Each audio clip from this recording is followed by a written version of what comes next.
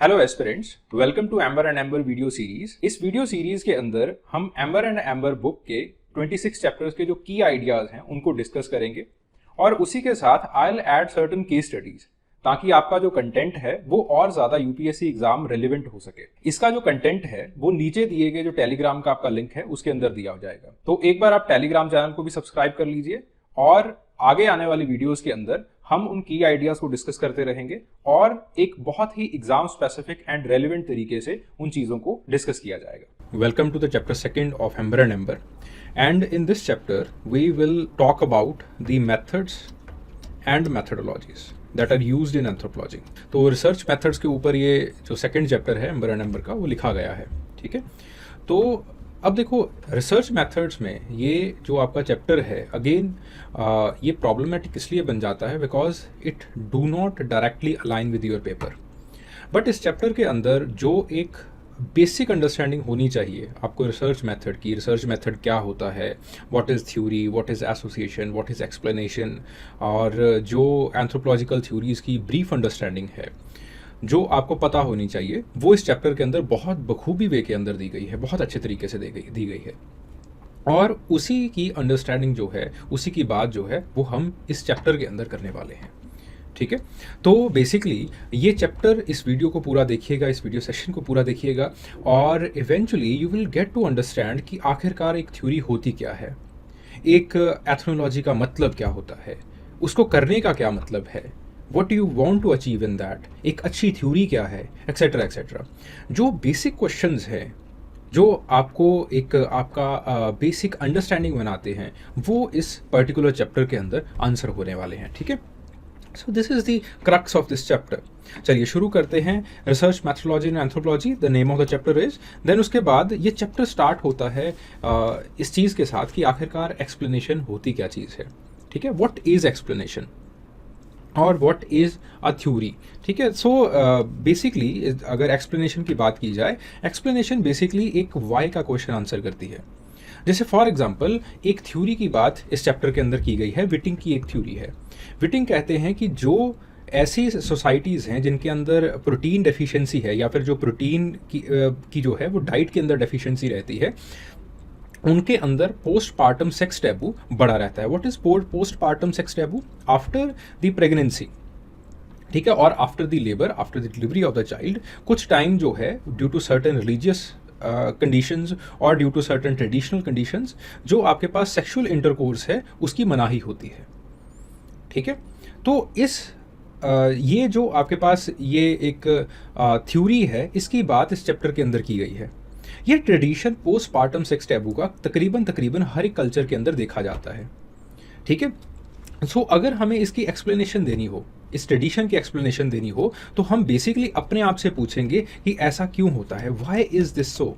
जैसे for example Newton ने explanation देनी थी कि क्यों ऊपर से जो है वो फल नीचे गिर रहा है, सेब नीचे जो है वो क्यों गिर रहा है, तो उसने अपने आप से और आप लोगों से एक सवाल किया, व्हाई। और जैसे ही आप इस सवाल को करते हो then you have to give the explanation, you have to understand the association. तो उन्होंने बनाया कि there is a force of gravity, ठीक है, जो कि एसोसिएशन बना रही है between earth and the apple. ठीक है, so this is the explanation. Explanation is basically asking yourself why, कि ऐसा क्यों होता है। पोस्टपार्टम सेक्स टैबू है, उसने विटिंग ने पूछा क्यों है, तो उनको जवाब आया प्रोटीन की डेफिशिएंसी की वजह से है। तो इस तरह से जो है वो एक्सप्लेनेशन ये बताती है कि ऐसा क्यों, ऐसा क्यों। और इसी एक्सप्लेनेशन से दो चीज़ें निकल के सामने आती हैं, एक होते हैं एसोसिएशन, दूसरी होती है थ्योरी। आगे चलेंगे तो इसके ऊपर भी जो है वो बातचीत की जाएगी कि थ्योरी और एसोसिएशन के अंदर जो है डिफरेंस क्या है। ठीक है, चलिए एक्सप्लेनेशन को थोड़ा सा देखते हैं। दो तरह की एक्सप्लेनेशंस होती हैं, एक सेटिस्फैक्ट्री, अनसेटिस्फैक्ट्री एक्सप्लेनेशन।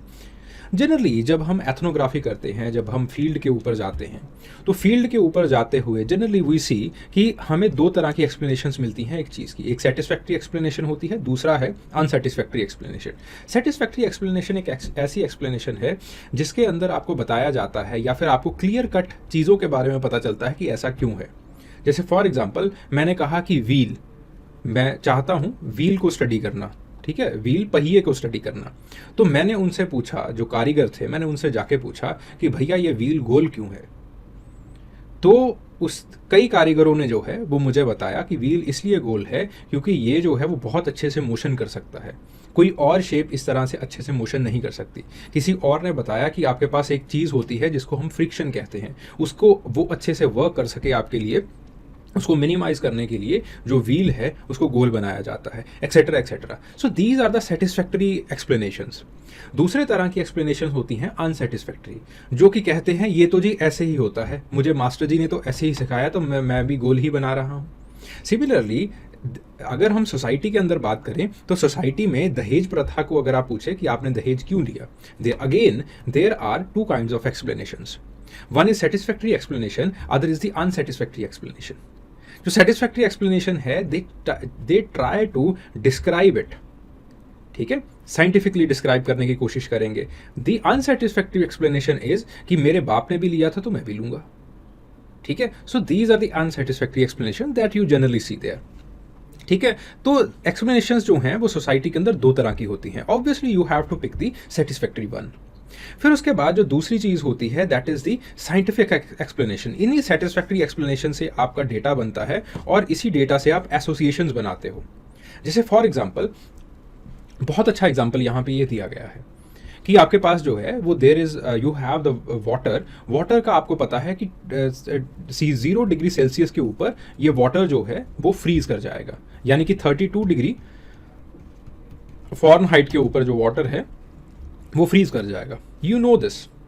इसका मतलब क्या है कि 32 डिग्री फ़ारेनहाइट अगर आपके पास टेम्परेचर है और या फिर आप टेम्परेचर को मेंटेन करके रख रहे हो, then it will lead to the solid state of water, solid state of water. So this is association, इसको हम कहते हैं association. There are two variables, ठीक है। एक वेरिएबल को आप कंट्रोल कर रहे हो, आप टेम्परेचर को कंट्रोल कर रहे हो और उसकी वजह से दूसरा वेरिएबल जो है वो चेंज कर रहा है, ठीक है। एक वेरिएबल आपके हाथ में है। Got the point? This is association, ठीक है। So why it does matter? Because obviously law बनाने के लिए, किसी भी चीज़ को रूल या फिर लॉ बनाने के लिए एसोसिएशन को समझना इंपॉर्टेंट हो जाता है, ठीक है। तो दूसरी जो चीज़ होती है that is the theory. Theory के अंदर बेसिकली 2 से ज़्यादा जो है वो वेरिएबल्स होते हैं, ठीक है। और जो कम्प्लेक्स फिनोमिना है इसको थ्योरी समझाती है। चलिए थ्योरी के ऊपर फिर आगे एम्बर एंड एम्बर के ऊपर, एम्बर एंड एम्बर जो है वो इस तरह से इसको समझाती है। सो थ्योरी की एक डेफिनेशन है that a theory it go beyond the observed relationships, ठीक है। लॉज के आगे की बात होती है थ्योरी के अंदर। थ्योरी के अंदर कम्प्लेक्सिटीज़ की बात होती है। जैसे फॉर एग्जाम्पल हम बात करते हैं सोशल चेंज की। अब सोसाइटी के अंदर चेंज आएगा, सोसाइटी के अंदर चेंज आने के बहुत सारे रीजंस होते हैं। थ्योरी एक कंप्रीहेंसिव अंडरस्टैंडिंग देती है उन रीजंस की। जैसे for example social change. Social change किन वजहों से आ रहा है? सोशल चेंज एक इंडिविजुअल की वजह से भी आ रहा है। गांधी जी सोशल चेंज लेके आए, अंबेडकर सोशल चेंज लेके आए, आया कि नहीं? सोशल चेंज टेक्नोलॉजी की वजह से भी आता है। सोशल चेंज आपकी मैरिड लाइफ बदलने की वजह से भी आता है। सोशल चेंज आपका किनशिप बिहेवियर बदलने की वजह से भी आता है। सोशल चेंज गवर्नमेंट पॉलिसीज़ की वजह से भी आता है। सोशल चेंज इन्वायरमेंट की वजह से भी आता है। सोशल चेंज और भी बहुत सारी चीज़ें हैं, मतलब डिफ्यूजन, ये वो बहुत सारी चीज़ें हो जाती हैं जो कि सोशल चेंज को जो है वो लेके आती हैं। अब मैंने एक कम्प्रीहेंसिव थ्योरी बनानी है सोशल चेंज के ऊपर, so I will add all these factors in my theory, ठीक है। सो वही चीज जो है वो यहां पे होती है that theories they are more intricate than the observed relationships. हम जो अंदर वाले फैक्टर्स हैं, छोटी छोटी चीजें होती हैं, उनको भी अच्छे से स्टडी करते हैं। देन 2 तरह की चीजें होती हैं, ऑब्जर्वेबल और non observable. While theories they might reference to the observable phenomena, they often contain the elements that are not directly observable. जैसे फॉर एग्जाम्पल यहाँ पे पोस्टपार्टम सेक्स टैबू वाला हमने एग्जाम्पल लिया है, ठीक है। ऑब्जर्वेबल एसोसिएशन जो है वो आपके पास यही है that the low protein diets it tend to have the long postpartum sex taboo. ये ऑब्जर्वेबल है, हमने बाहर से इन चीज़ों को ऑब्जर्व कर लिया। लेकिन अब आपके पास there are other factors also, और भी बहुत सारी चीज़ें हैं, और भी बहुत सारे फैक्टर्स होते हैं जो कि सोसाइटी के बीच में जाके ही आपको समझ में आते हैं, पता चलते हैं कि okay these are the factors जिसकी वजह से जो एक चेंज है वो आ रहा है, या फिर जो पोस्टपार्टम सेक्स टैबू है वो लंबा हो रहा है। ठीक है, सो वो जो सारी की सारी चीज़ें हैं वो अंदर जाके पता चलती है, जैसे एजुकेशन, जैसे religious believes, etcetera etcetera etcetera etcetera. वो सारी चीज़ें आप जो है वो इसके अंदर लिखते हो। ठीक है, तब जाके जो है वो आपके पास एक थ्योरी बनती है। ठीक है, सो आप देन उसके बाद और एक क्वेश्चन है जो कि why does low protein diet it correlate to the postpartum sex taboo, कि ऐसा आखिरकार है ही क्यों कि लो प्रोटीन डाइट अक्सर जो है वो पोस्टपार्टम सेक्स टैबू को लंबा कर देती है। थ्योरी जो है वो इन अंडरलाइंग क्वेश्चंस को आंसर करेगी। जैसे फॉर एग्जांपल मैंने यहाँ पे आपको बताया एसोसिएशन कि 32 degree Fahrenheit it leads to the solid state of water. ये बहुत सिंपल सा एसोसिएशन है, खुश हो गए। अब अगर मैंने जो है वो इसका एक अंडरलाइंग क्वेश्चन कि ऐसा क्यों हो रहा है, अंडरलाइंग क्वेश्चन मैंने आंसर नहीं किया यहाँ पे। सो this is just an association that I am writing. But अगर मुझे एक थ्योरी लिखनी है, थ्योरी बनानी है, तो मुझे इस अंडरलाइंग क्वेश्चन को जो है वो आंसर करना पड़ेगा, तब जाके जो है वो एक थ्योरी मिलेगी। जैसे for example I know one association that if there is a source of light, एक लाइट का सोर्स है, तो लाइट जो है वो एक यूनिलीनियल पाथ के अंदर, यूनिलीनियल डायरेक्शन के अंदर जो है वो फ्लो करेगी।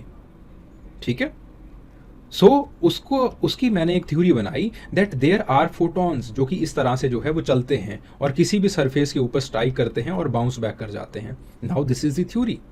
Obviously they can not be observed, इनको ऑब्जर्व हम नहीं कर सकते, तो हमने जो है वो थ्योरी बनाई। सम थ्योरीज, सम क्वेश्चंस वो ऑब्जर्वेबल होते हैं, उनको क्वांटिफाई करके हम अच्छे से उसको प्रूव कर देते हैं। कुछ थ्योरीज जो है वो प्रूव नहीं भी हो पाती हैं, जैसे ये फोटोन वाली थ्योरी है। अब मैं फोटोन को नहीं देख सकता। ठीक है, तो आपके पास जो है थ्योरी के अंदर ये बात होती है that there are different factors that collaborate as well as the theories they answer the underlying questions. बहुत इंपॉर्टेंट है ये। फिर उसके बाद बात आती है थ्योरेटिकल एक्सप्लेनेशन, जो कि ये जॉन विटिंग ने दी, और किस तरह से अंडरलाइन क्वेश्चन को जो है वो इन्होंने समझाया। पहली जो थ्योरी दी है इन्होंने इस एसोसिएशन के ऊपर, वो दी है अडैप्टिव थ्योरी। अडैप्टिव थ्योरी यही कहती है कि आपके पास लो प्रोटीन डाइट, जो आपके पास सोसाइटीज़ के अंदर स्टेपल डाइट में लो प्रोटीन होता है, तो पोस्टपार्टम सेक्स टैबू जो है इसका एक अडैप्टिव फीचर है। फिर उसका एक जो है वो रीज़न दिया है दैट वाई सो, वाई उसके अंदर वो कहते हैं कि रिस्क जो है वो प्रोटीन डेफिशिएंसी का इंक्रीज हो जाता है, तो इसकी वजह से जो है वो क्वाशकोर जैसे डिसीजेज जो है वो हो सकते हैं, बच्चे को इम्यूनिटी बच्चे की कम हो सकती है और बच्चे की डेथ होने के चांसेस ज़्यादा हो जाते हैं। ठीक है, so to ensure the child survival वो क्या करते हैं, लंबा पोस्टपार्टम सेक्स टैबू रखते हैं, जिसकी वजह से लैक्टेशन पीरियड भी बढ़ जाता है और बच्चे को जो पर्याप्त मात्रा प्रोटीन की होनी चाहिए वो मिल जाती है। अगर उसी के साथ जो पोस्टपार्टम सेक्स टैबू कम रखा जाएगा तो मदर की हेल्थ को भी खतरा होगा, क्योंकि बिकॉज प्रोटीन बहुत कम है सोसाइटी के अंदर, और जो चाइल्ड है, बच्चा है, उसकी हेल्थ को भी खतरा हो जाएगा। ठीक है, सो आपके पास धीरे धीरे इस एस्पेक्ट की अवेयरनेस फैलनी शुरू हो गई और धीरे धीरे ये जो है रिलीजियस बिलीव्स के अंदर जो है वो पर्कुलेट कर गई, कल्चरल बिलीव्स के अंदर, कल्चरल प्रैक्टिसेस के अंदर पर्कुलेट कर गई, और उन्होंने एक अडैप्टिव सोल्यूशन जो है वो इसका बना लिया that we must have the postpartum sex taboo. ठीक है, now this is a theory. क्यों? क्योंकि देयर आर डिफरेंट फैक्टर्स, उन फैक्टर्स को एक आंसर जो है वो अच्छे से समझा रहा है, रीजनिंग कर रहा है उसकी। ठीक है, वही चीज़ जो है वो यहाँ पे लिखी गई है कि कई बार जो है वो चीज़ें ऑब्जर्वेबल नहीं भी होती हैं, तो थ्योरी जो है वो प्रूव नहीं हो पाती, लेकिन हम किसी ना किसी तरीके से उन चीज़ों को क्वांटिफाई करने का जो है वो एक सोल्यूशन ढूंढ लेते हैं। ठीक है, देन अगला जो है वो आपके पास एक इसी चैप्टर के अंदर जो अगली चीज़ आती है that is the nature of theories in science. ठीक है, सो आपके पास एम्बर एंड एम्बर के अंदर ये कहते हैं that this is a major misconception कि many believe that the theories in the subjects like physics, chemistry वो प्रूवन फैक्ट्स होते हैं, but this is a misconception. बहुत सारी चीज़ें जो है वो प्रूवन फैक्ट्स नहीं भी होती हैं। जैसे फॉर एग्जांपल मैंने फोटॉन्स का एग्जांपल लिया, ठीक है, वही चीज़ जो है वो यहाँ पे लिखी गई है। So the theory is not can not be exactly proven. ठीक है, सो एक थ्योरी जो है अगर हम प्रूव ही नहीं कर सकते तो उस थ्योरी की ज़रूरत क्या है। ठीक है, अगर हम एक चीज़ को प्रूव ही नहीं कर पाएंगे तो उसका मायना क्या है, उसकी ज़रूरत क्या है। So even if it is unproven, theory जो है वो हमारी अंडरस्टैंडिंग बनाती है। ठीक है, जैसे फोटॉन्स की थ्योरी है, फोटॉन्स की थ्योरी हमने बनाई है, तो फोटॉन की जो थ्योरी है it can be apply to the other sections of the knowledge.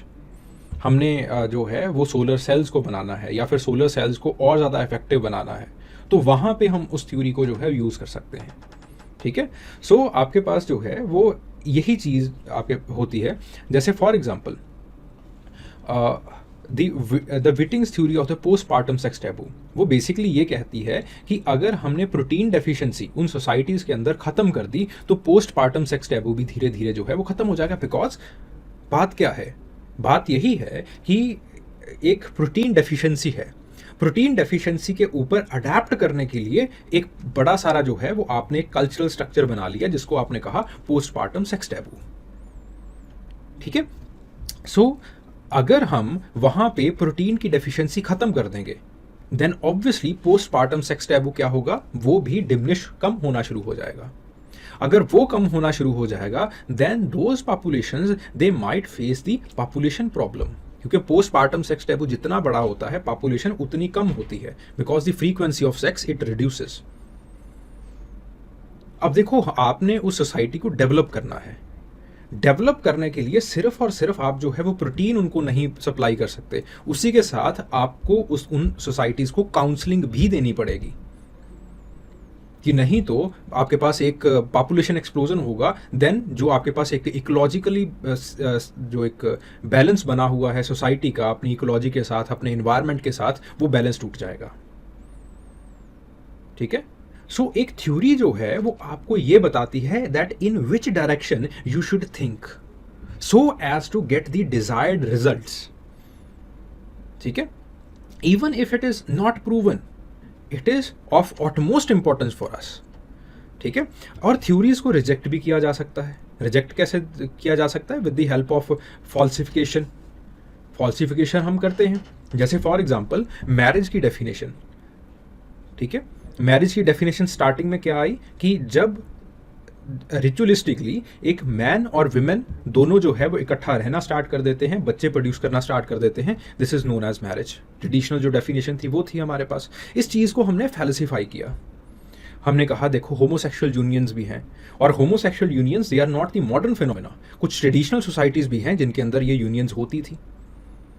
ठीक है, सो इस तरह से आप जो है चीज़ों को फैल्सिफाई भी कर देते हो, तो वो थ्योरीज जो है वो रिजेक्ट हो जाती हैं। फिर उसके बाद थ्योरीज को आप एक्सेप्ट भी कर सकते हो। कैसे? उस थ्योरीज को आप उन थ्योरीज के लिए आप डेटा कलेक्ट करो, और ज़्यादातर डेटा अगर उन थ्योरीज को उस थ्योरी को सही प्रूव कर रहा है then the theory is good. ठीक है, इसी तरह के आपके पास अलग अलग थ्योरीज हैं, जैसे एवोल्यूशनिज्म। ठीक है, obviously it was influenced by Darwin's theory of evolution.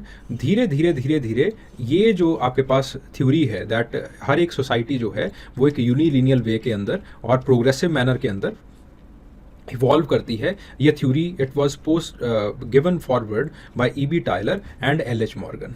तो आपके पास जो है ये थ्योरी बन गई, काफ़ी टाइम तक चली ये थ्योरी। फिर उसके बाद मॉडर्न एंथ्रोपोलॉजिस्ट ने इस थ्योरी को रिजेक्ट कर दिया। ठीक है, पहले एक्सेप्ट हुई ये थ्योरी बिकॉज तब जितना भी हमारे पास डेटा था वो इस थ्योरी को सही प्रूव कर रहा था।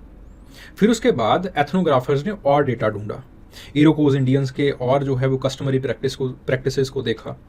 ठीक है, कुछ आपके पास इनकाज का आर्कियोलॉजिकल डेटा हमारे पास आना शुरू हो गया। कुछ इंडियन सोसाइटीज़ जो हैं वो और ज़्यादा हमने एक्सप्लोर की, उनका ट्रेडिशन एक्सप्लोर किया। तो ये जो एक थ्योरी है यूनिलिनियल एवोल्यूशन की, इसको हमने रिजेक्ट कर दिया। कुछ आर्कियोलॉजिकल बेसिस थे, कुछ एथनोग्राफिकल बेसिस थे। फिर उसके बाद एक जो है रेस की थ्योरी बनी। रेस की थ्योरी जो है वो अगेन इट सजेस्टेड कि ह्यूमन कल्चर जो है अलग अलग हैं, डिफर करती हैं। Homo sapiens they are not the one family, rather there are 3-4 families in the Homo sapiens itself. ठीक है, तो अगेन इस थ्योरी को जो है वो डिबंक किया गया और हमने कहा कि नहीं, होमोसेपियन एक ही फैमिली है।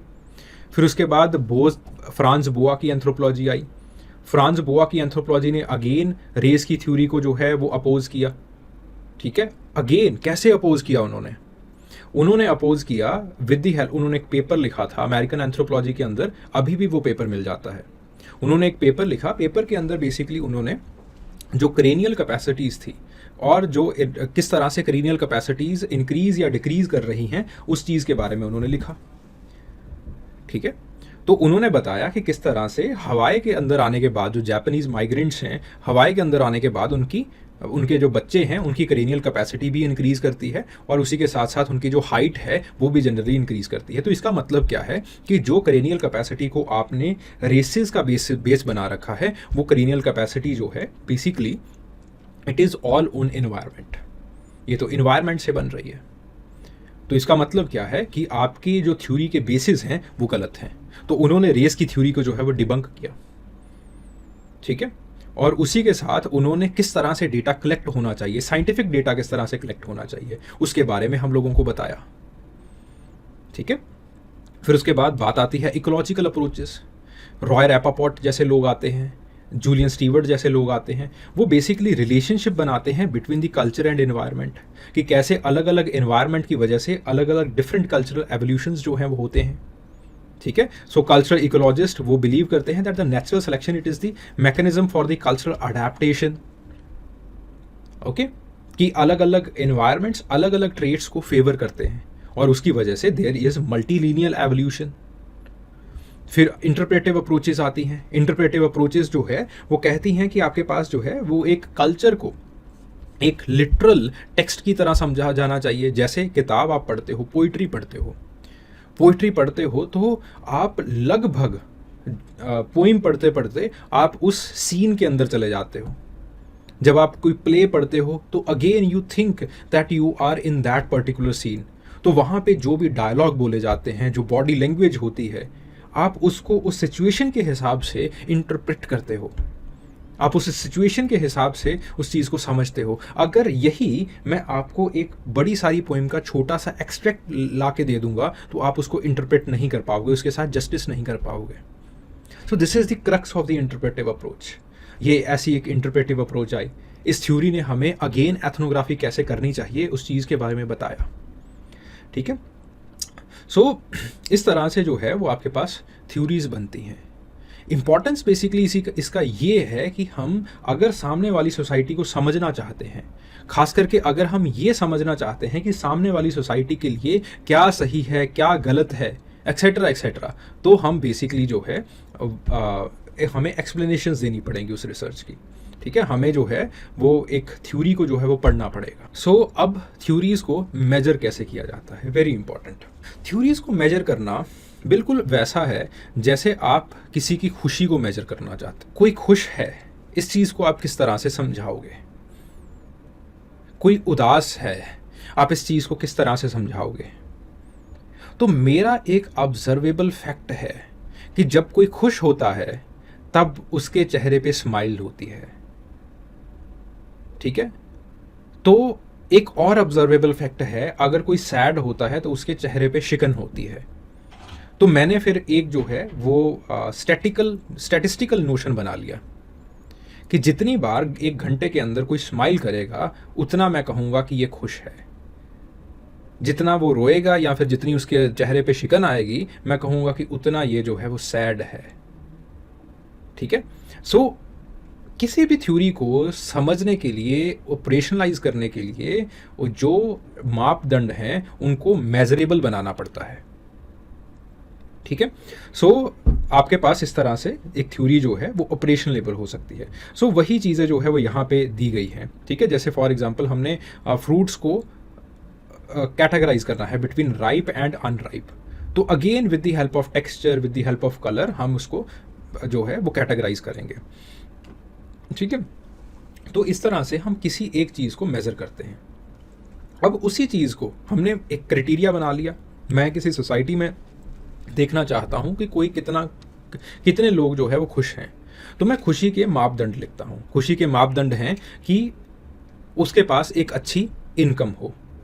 अब मैं अच्छी इनकम को आगे डिफाइन करता हूँ कि आपके पास इतने लाख की सालाना इनकम हो उसके पास, उसके घर में कम से कम एक साइकिल हो। उसके पास 3 टाइम का भोजन हो, उसके चेहरे पे स्माइल हो, ठीक है। लेट्स से मैंने ये जो है वो 3-4 मापदंड जो है वो बना लिए। अब मुझे उसको मेजर करने के लिए फील्ड के ऊपर जाना है। अब फील्ड के ऊपर जाने के लिए आई नीड सर्टन सैंपल, मुझे पता होना चाहिए कि मैं कहाँ पे जाऊँगा। So let's say that for that I need sampling, ठीक है। सो जनरली जो रिसर्चर करते हैं दैट इज़ रैंडम सैम्पलिंग, ठीक है। रैंडम सैम्पलिंग में क्या किया जाता है कि वो एक रैंडम प्लेस लेके आते हैं, जैसे फॉर एग्जांपल स्कूल के अंदर चले गए। अब स्कूल के अंदर रैंडम सैम्पलिंग कैसे की जाएगी? प्ले ग्राउंड के अंदर बच्चे खेल रहे हैं, मैं प्ले ग्राउंड के अंदर बच्चों को मैंने इकट्ठा किया और उनसे जो है वो पूछना स्टार्ट कर दिया। फिर उसके बाद मैं बाजार के अंदर गया। स्कूल में अलग अलग सोशो कल्चरल स्टेटस के लोग रहे होंगे, फिर बाजार के अंदर भी ऐसे ही होगा, एक्सेट्रा एक्सेट्रा एक्सेट्रा, ठीक है। तो this is the random sampling, ठीक है। तो आपके पास जो है इस तरह से अलग अलग लोगों को इकट्ठा किया जाता है, वहाँ से डेटा कलेक्ट किया जाता है, देन वी से कि okay the society is happy, society is moderately happy and society is unhappy, ठीक है। सो यही चीज़ें जो है वो हम स्टैटिस्टिकल एवेल्यूएशन के अंदर करते हैं। अब स्टैटिस्टिकल एवेल्यूएशन को समझाने के लिए मैं दोबारा से जो विटिंग का एक एग्जाम्पल है, विटिंग का जो एक हाइपोथेसिस था उसके ऊपर मैं अभी वापस आता हूँ। तो विटिंग के हाइपोथेसिस को हमने क्वांटिफाइबल बनाना था, उसको हमने प्रूव या डिसप्रूव करना था, ठीक है। तो विटिंग ने बेसिकली 172 सोसाइटीज़ में इसी तरह से रैंडम डेटा जो है वो कलेक्ट किया। उनके घरों में गए या फिर जो है वो अस्पतालों में गए और उस डेटा को जो है वो कलेक्ट किया गया। उस डेटा को कलेक्ट करके उन्होंने ऐसा जो है वो एक टेबल बना लिया, ठीक है। This is the original research of Whiting in 1964, ठीक है। तो उन्होंने पहली बार सोसाइटीज़ को इस तरह से डिवाइड किया, high protein societies, medium protein societies, low protein societies, और यहाँ पे उन्होंने जो है वो पोस्टपार्टम सेक्स टैबू के ड्यूरेशंस को रख दिया कि short postpartum sex taboo between 0 to 1 year, long postpartum sex taboo between और मोर देन 1 year, ठीक है। तो जो यहाँ पे साफ साफ ये पता चलता है कि आपके पास जो है अगर हाई प्रोटीन सेक्स टैबू है, शॉर्ट पोस्टपार्टम सेक्स टैबू है, पीरियड है, उसको फॉलो किया जाएगा। अगर लो है तो it will be quite on the high side, ठीक है। तो अब देखो यहाँ पे these are the exceptions also, ये एक्सेप्शंस भी हैं। तो अब किस तरह से हम ये देख सकते हैं कि एक्सेप्शंस ज़्यादा ना हो जाएं। अगर एक्सेप्शन ज़्यादा हैं तो इसका मतलब क्या है कि थ्योरी का कोई फ़ायदा नहीं, थ्योरी एकदम गलत है। एक्सेप्शंस तो हमेशा होंगी।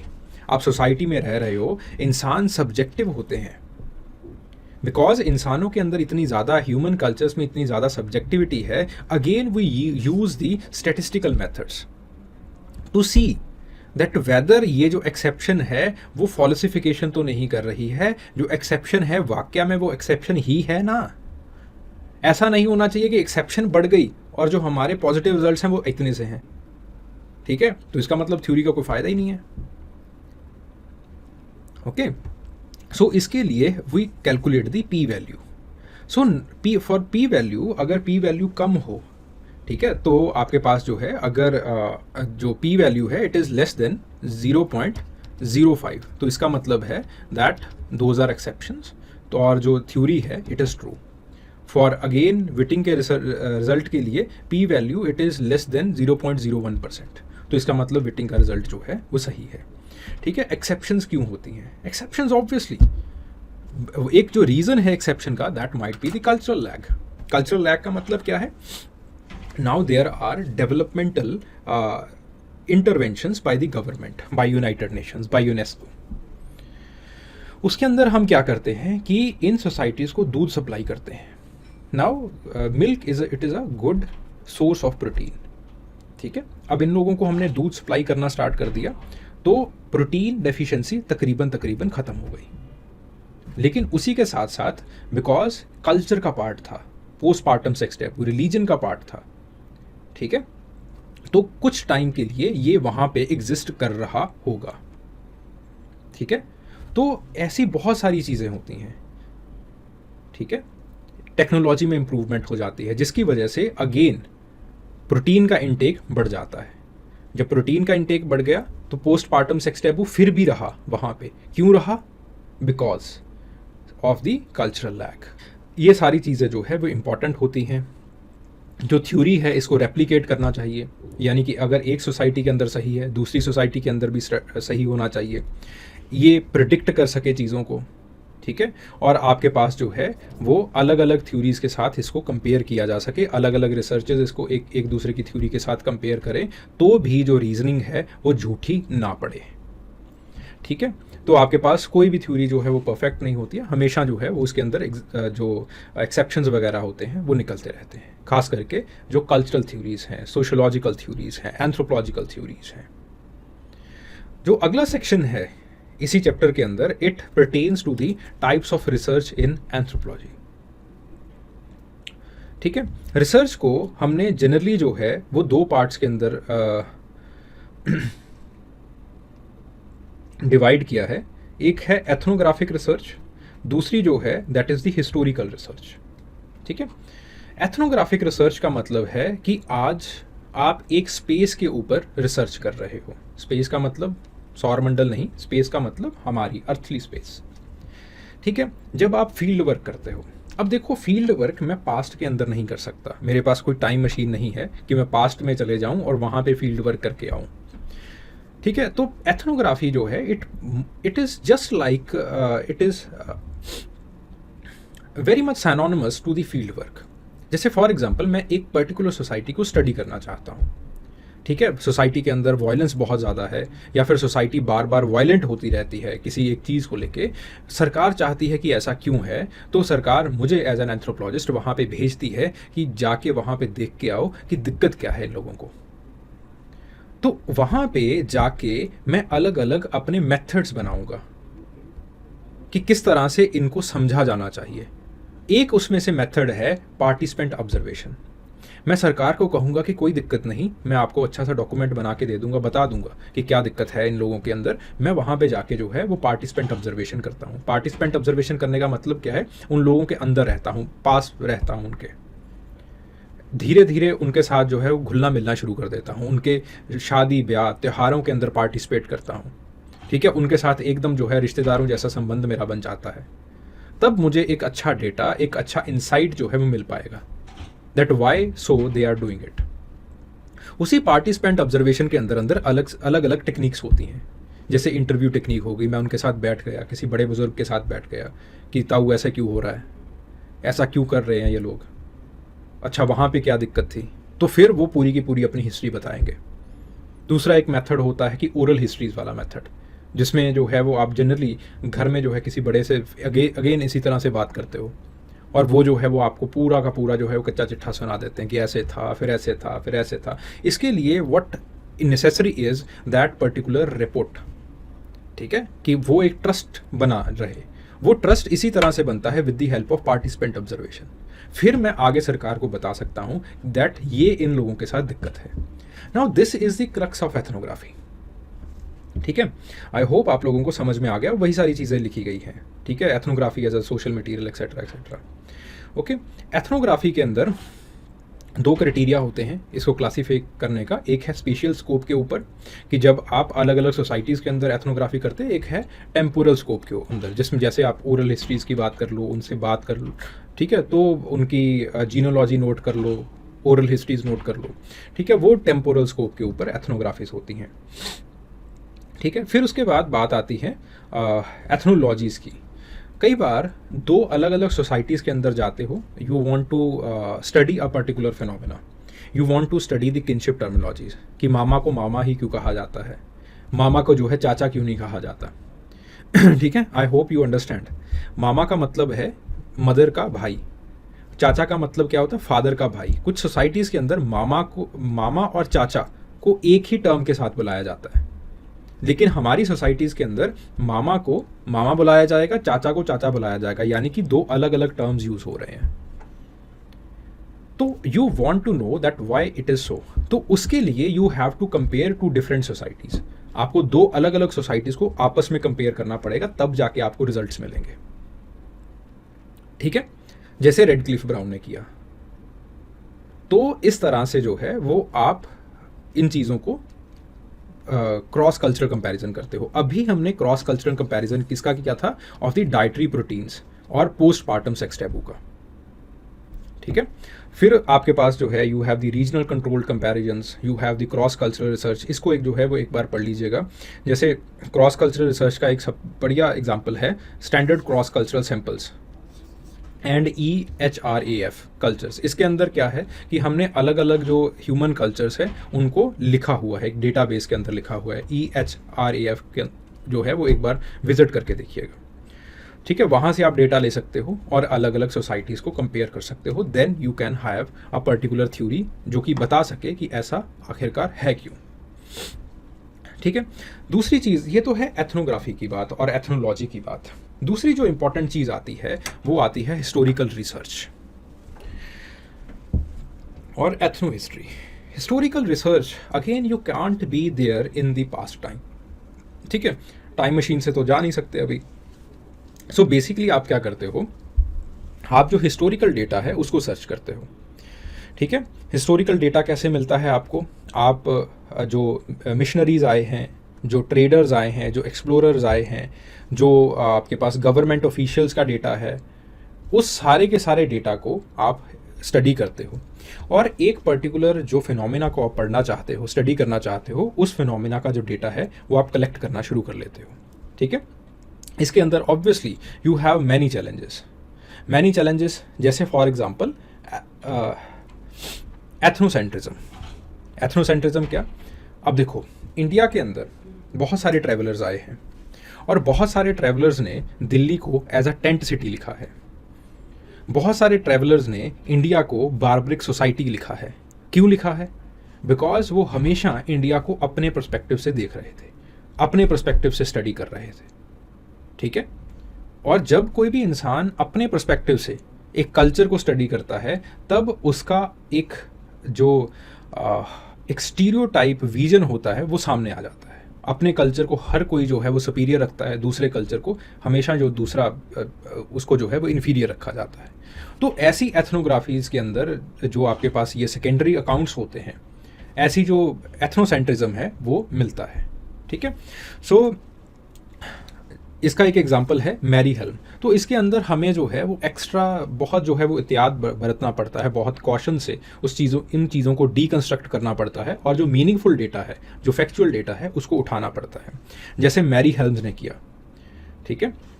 सो उन्होंने जो है वो निकारका गुआ का एक हिस्टोरिकल रिकंस्ट्रक्शन करना था, उसके लिए उन्होंने ट्रैवलर्स का डेटा लिया और ट्रैवलर्स के डेटा को डीकंस्ट्रक्ट किया गया, उसके अंदर जो एथनोसेंट्रिज्म है उसको बाहर निकाला गया, फिर उसके बाद डेटा को जो है वो दर्ज किया गया, ठीक है। सो बहुत सारी जो है वो आपके पास लिमिटेशंस होती हैं, बिकॉज वो पूरा का पूरा जो डेटा है, वेदर इट इज़ क्या वो सही है, क्या वो गलत है, उन चीज़ों को जो है वो आप प्रूव नहीं कर सकते, ठीक है। तो उसकी करेक्टनेस डिटरमाइन करना बहुत डिफिकल्ट हो जाता है। उसके बाद ये एथनोसेंट्रिज्म की प्रॉब्लम है, तकरीबन हर डेटा के अंदर प्रॉब्लम आती है, तो वो एथनोसेंट्रिज्म की प्रॉब्लम को निकाल पाना again it is very difficult, ठीक है। सो इसके एडवांटेजेस बहुत सारे हैं, जस्ट इसको जो है वो एक बार देख लीजिएगा कि आपको जो है जो आपका गोल है वो बहुत ईजीली अचीव हो जाता है, ठीक है। जो पहले चेंजेस क्या आई हैं सोसाइटी के अंदर विद टाइम, वो चीज़ें जो है वो आपको समझ में आ जाती हैं, ठीक है। तो बहुत ईजीली आप जो आज प्रोसेसेस चल रही हैं उनके कॉजेज़ को स्टडी कर सकते हो, that why so and so processes are here, ठीक है। जैसे for example you have the gender division क्यों हो रहा है उसके बारे में बहुत अच्छे से, अगर आर्कियोलॉजिकल डेटा आप कलेक्ट कर रहे हो, आपको बहुत अच्छे से जो है उसके बारे में पता चल जाएगा, ठीक है। So there are challenges also etcetera etcetera,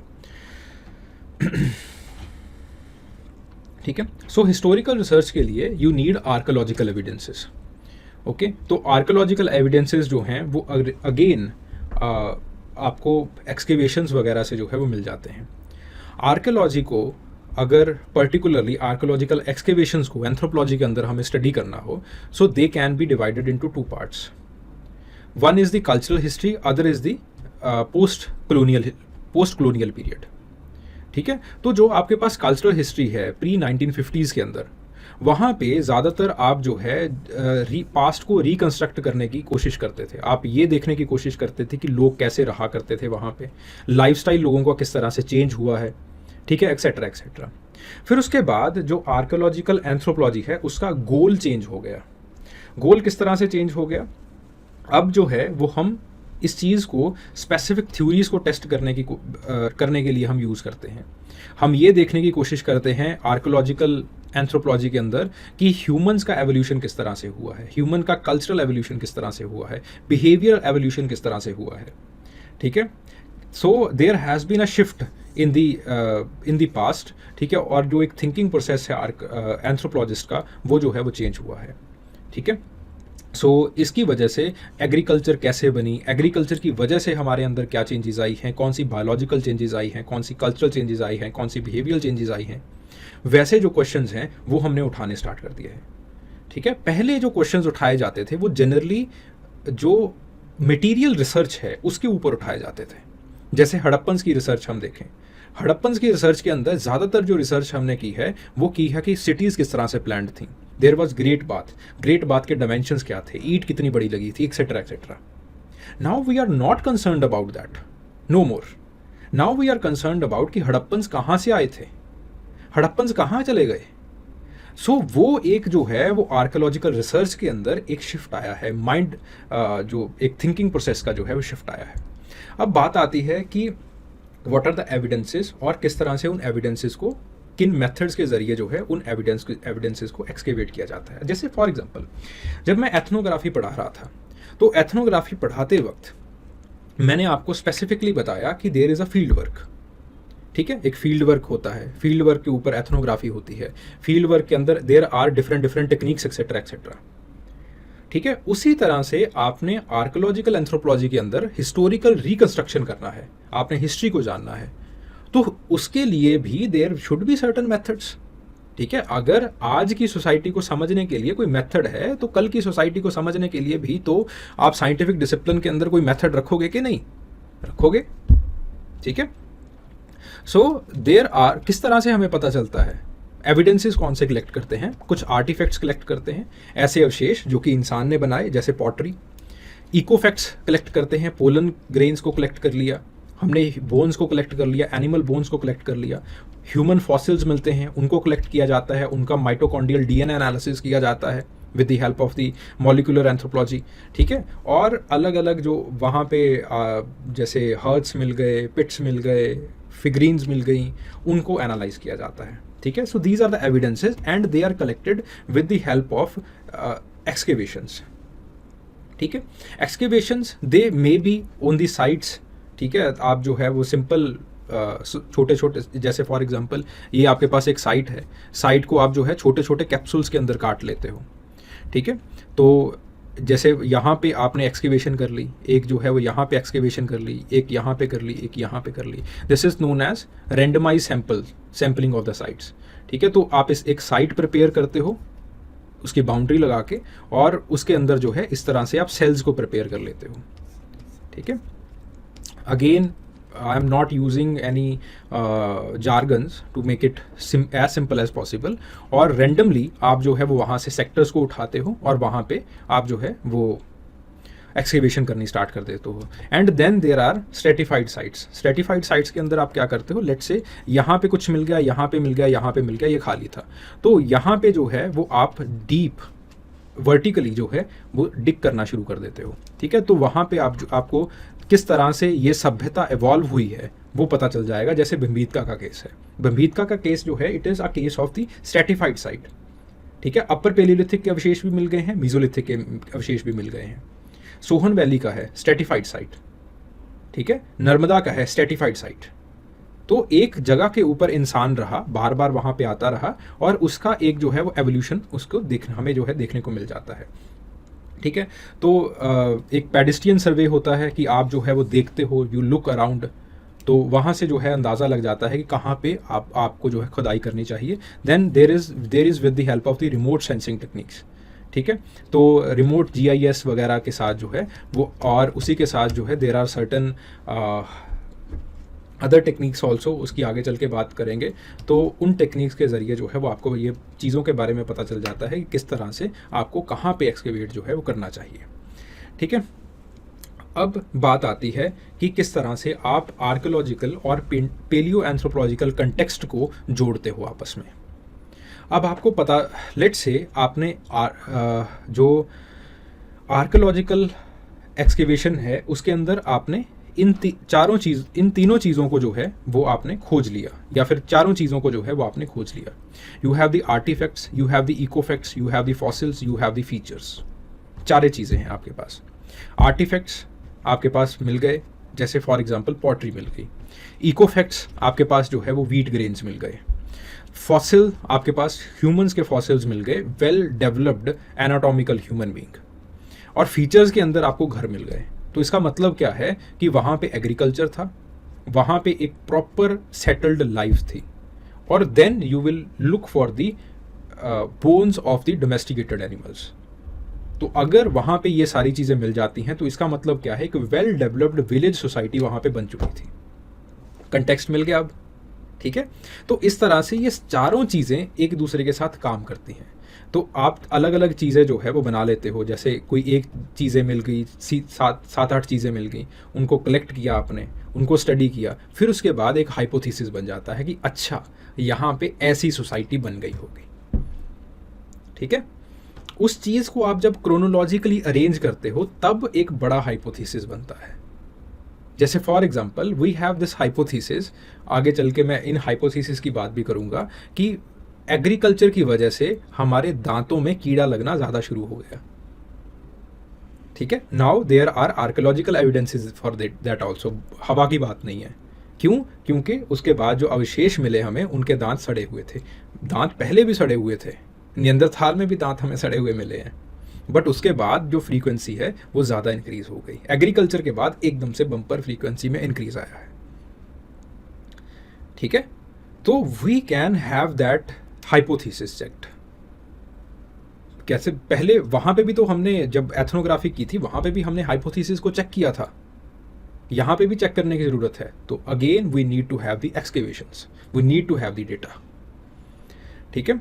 तो अब देखो, आपने चीज़ों को देखना है कि ये चीज़ें कितने साल पुरानी हैं, ताकि आप उन चीज़ों को क्रोनोलॉजिकली अरेंज कर सको, क्योंकि क्रोनोलॉजिकली अरेंज करना इंपॉर्टेंट है। अगर कीड़े लगे वाले सैंपल पहले के हुए, बाद में जो है वो एग्रीकल्चर स्टार्ट हुई, तो हमारा डेटा, जो हमारा हाइपोथेसिस है वो गलत हो जाएगा। तो हमें क्रोनोलॉजिकली देखना है, टाइमिंग देखनी है कि कितने साल का पुराना हमें अवशेष मिला। उसके लिए dating methods they are very important. तो दो तरह के डेटिंग मेथड्स होते हैं, रिलेटिव डेटिंग मेथड्स और absolute dating method. Absolute dating method जैसे कार्बन 14 डेटिंग मेथड है। एब्सोल्यूट डेटिंग मेथड आपको जो तारीख है वो तारीख दे देगा कि ये इतने साल पुराना है। रिलेटिव डेटिंग मेथड्स के अंदर ये इससे पुराना है, ये मिल जाएगा, ये नया है, ये पुराना है, ये इससे पुराना है, ये मिल जाता है। जैसे फॉर एग्जांपल स्ट्रेटिफिकेशन, जो चीज़ ऊपर होती है दैट इज़ लेटेस्ट, जो चीज़ नीचे होती है वो उससे पुरानी है, जो उससे भी नीचे है वो उससे ज़्यादा पुरानी है। Stratification it became the relative dating method. Absolute dating method के अंदर आपके पास कितने साल पुरानी चीज़ है वो साफ साफ पता चल जाती है, ठीक है। इसको एक बार पढ़ लीजिएगा, आगे चल के हम इनके ऊपर और वार्तालाप करेंगे, वहाँ पे ये चीज़ें क्लियर हो जाएंगी और ज़्यादा, ठीक है। देन एक छोटा सा सेक्शन लिखा हुआ है, this is the last section of this chapter, that is the ethics in anthropological research. इसकी ज़रूरत क्या है? देखिए, इसकी ज़रूरत इसलिए है because we don't want anybody to get hurt in our process of field work, ठीक है। जैसे फॉर एग्जांपल आपने किसी व्यक्ति का असली नाम लिख दिया और उस व्यक्ति ने बड़े ही आपको जो है वो बहुत ही आपके ऊपर ट्रस्ट करके आपको एक बहुत सेंसिटिव इन्फॉर्मेशन दी थी रिगार्डिंग दैट पर्टिकुलर कल्चर। अब आपने उस व्यक्ति का नाम जो है डिस्क्लोज करके उसकी जान को खतरे में डाल दिया, या फिर आपने उसके कंसेंट के बिना उसकी निजी जिंदगी के बारे में कुछ ऐसी बातें लिख दी जो कि बाद में चल के पॉपुलराइज हो गई। तो अगेन उसने क्या गलत किया था? उसने तो आपके ऊपर ट्रस्ट किया। तो क्या ये आपके एकेडमिक करियर को शोभा देगा? क्या ये एकेडमिक्स को शोभा देगा? Obviously not. So ethics is very important in anthropological research, ठीक है। तो सबसे बड़ी चीज जो हम ध्यान में रखते हैं दैट इज एथिक्स। हम मेड अप नेम्स देते हैं, सूडोनाउन्स देते हैं, ताकि जो सामने वाले की आइडेंटिटी है उसको छुपा सकें हम, मनगढ़ंत नाम देंगे, जैसे सुनील, राजेश, कुछ भी ऐसा नाम दे दिया, उसका असली नाम नहीं लिखा जाएगा और ब्रैकेट के अंदर सीडोनाउन लिखा जाएगा। ये हमारा मनगढ़ंत नाम है। जैसे रामपुर, एम.एन. श्रीनिवास ने एक विलेज के अंदर जाके काम किया, विलेज का असली नाम नहीं लिखा, उन्होंने लिखा रामपुर, रामपुर सीडोनाउन। अपना मेरा मनगढ़ंत नाम है, मैं इस विलेज का नाम नहीं डिस्क्लोज करूंगा। This is part of ethics. जो भी चीज़ें हम अगर एक इन्फॉर्म्ड कंसेंट बहुत ज़रूरी होता है, ठीक है, तो because again we want to respect their right to autonomy, ठीक है। एक ऑब्जेक्टिव रिपोर्टिंग करते हैं, सब्जेक्टिव अपने जो आइडियोलॉजीज़ हैं या फिर जो हमारे अपने कुछ ऐसे मतभेद रहते हैं, हम उनको अपनी रिसर्च के अंदर नहीं आने देते, ठीक है। देन उसके बाद कंपनसेशन डायलेमा, ठीक है। तो किस तरह से जो है वो कंपनसेट किया जा सके इन्फॉर्मेंट को, ये बहुत ज़्यादा कम्प्लेक्स होता है। उसको गिफ्ट दे के कंपनसेट किया जाए, मनी दे के कंपनसेट किया जाए, एक्सेट्रा एक्सेट्रा, ठीक है। तो अगेन उस चीज़ में जो है वो कल्चरल स्पेसिफिकली और एथिकली आपको ध्यान में रखना होता है। अगर कंपनसेट नहीं किया तो उसका वक्त बर्बाद कर दिया आपने, ठीक है। अगर उसको जो है वो आपने पेमेंट ज़्यादा कर दी इन्फॉर्मेंट को, it might create inequality in the society, और उसकी फिर से जो है वो सोशल स्टेटस जो है वो खतरे में आ जाएगा, या फिर किसी दूसरे का सोशल स्टेटस खतरे में आ जाएगा। तो उस चीज़ को फिर से जो है वो आपको देखना पड़ता है, ठीक है। अगली बार जाएंगे, हो सकता है दूसरा जो है वो आपको पूरी नज़र से देखना शुरू कर दे, क्योंकि बार बार विजिट करना पड़ता है। फ्रांस बोआ ने क्या कहा था, एक बार विजिट करने से काम नहीं चलेगा, बार बार विजिट करना पड़ेगा, ठीक है। देन उसके बाद ethics in archaeological research. Archaeological research के अंदर जो है वो again you have to be ethical, as ethical as possible, ठीक है, क्योंकि लिविंग पॉपुलेशंस के ऊपर जो है इसका असर पड़ता है, ठीक है, specially when it involves excavating and preserving ancestral remains, ठीक है। कई बार भावनाएं आहत हो जाती हैं, किसी के इंसेस्टर की आपने कब्र को खोद दिया, ठीक है, किसी किंग की जो कब्र है उसको आपने खोदा, तो एक कम्युनिटी का वो किंग था, he was a father figure to them, तो उसको जो है अगर आप जाके एकदम से डिसरिस्पेक्ट करना स्टार्ट कर दोगे, then obviously it is not ethical at all, ठीक है। फिर उसके बाद आर्टिफैक्ट की लूटिंग भी हो जाती है, ठीक है। तो उसको भी जो है वो आर्टिफैक्ट को मतलब अगेन एक अच्छे तरीके से the demand for ancient artifact by collectors, it can result into the uncontrolled ransacking of the ancient sites. There are certain collectors, जो मूर्तियाँ अक्सर आप देखते हो कि मंदिरों से मूर्तियाँ चोरी हो जाती हैं, चंबल में ये आम होता है, ठीक है। तो अगेन आपको वो जो है वो चीज़ें दी जाती हैं, इंसेंटिव दिए जाते हैं, you are not taking that incentive, you should be ethical at all, ठीक है। तो एट ऑल कॉस्ट्स। देन उसके बाद जो है वो डिसेंडेंट्स के साथ कंसल्ट करना कब्र खोदने से पहले। फिर उसके बाद रिपोर्टिंग कैसे करनी है, किस तरह से उनको कितना प्रिजर्व करना है, कितना डिस्ट्रक्शन अलाउ कर सकते हो आप, ये सारी चीज़ें जो है वो अगेन विद ऑटमोस्ट एथिकल पंक्चुअलिटी जो है वो आपको डिसाइड करनी होती हैं, ठीक है। So this document it will be there on the Telegram channel, ये आपको मिल जाएगा आपको एज इट इज़, ठीक है। तो वहाँ पे आप देख सकते हैं, इसको पढ़ लीजिएगा। इसका जो क्रक्स है, जितना अच्छे से मैं समझा सकता था मैंने इस चीज़ को समझाने की कोशिश की है, ठीक है। I hope you have learned a lot from this lesson. चलिए, थैंक यू वेरी मच।